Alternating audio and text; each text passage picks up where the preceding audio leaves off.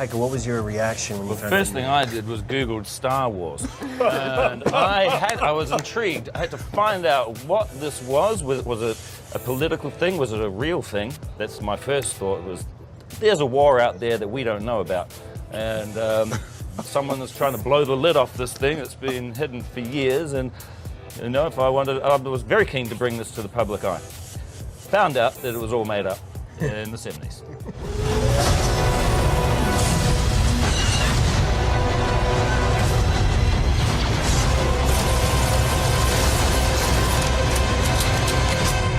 And then I Googled Taika to find out who the hell is that?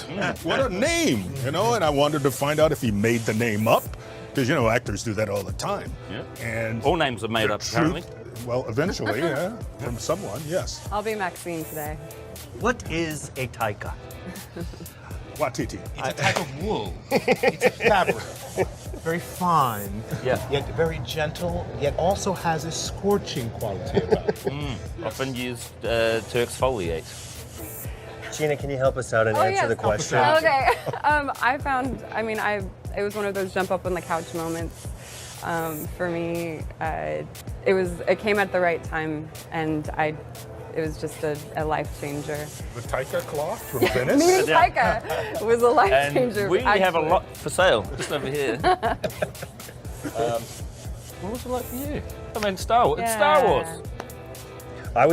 When I met Jon Favreau for this project, he asked me if I was a fan of Star Wars, and I told him that I didn't have a choice because I was born in 1975. And so I saw these movies in the movie theater, and they shaped my imagination.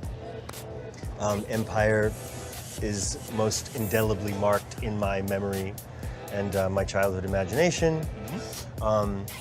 So, you know, what a silly question.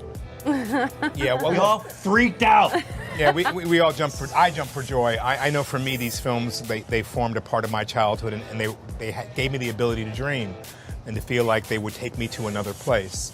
And when you have a film that does that in an imaginary world that could be so real, it's very exciting for you.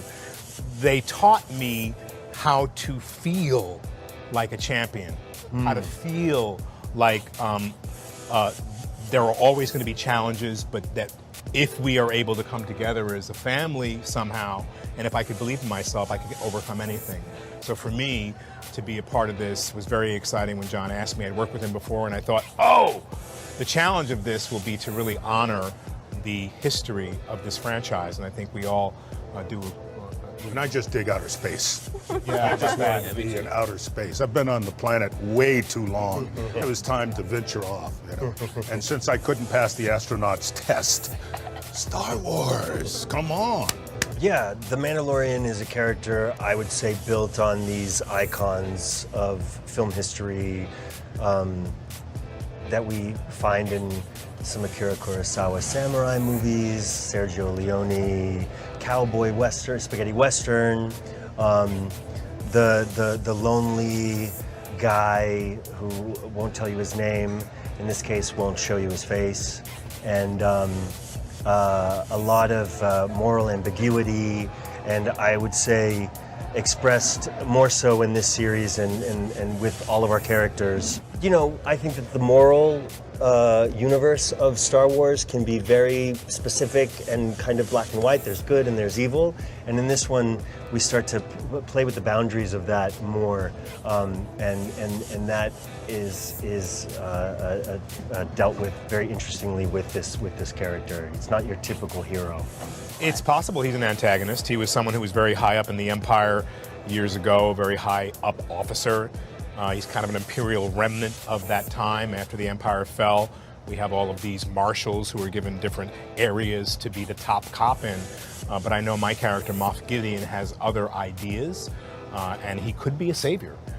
Because in a world that is lawless, with leaders who exhibit kind of a faulty power because they still have ideas that they want to aggrandize themselves. We're in that world right now, and that's why the show is so very particular at this time in our history. Yes, it's entertainment, but yes, it's also enlightening in the way that we are all struggling with that moral boundary. Do we accept, do we not accept? But you know what? Pedro's the boss. I gotta listen to Pedro, but is Pedro really all there saying the things that I really agree with? Oh, but Pedro represents me. So all of this plays into what we're trying to express in this very, very, very complicated piece that people seem to think is from the 70s, but now it's reinvented and it's here and it's on us now, and it should be very informative and very exciting at the same time.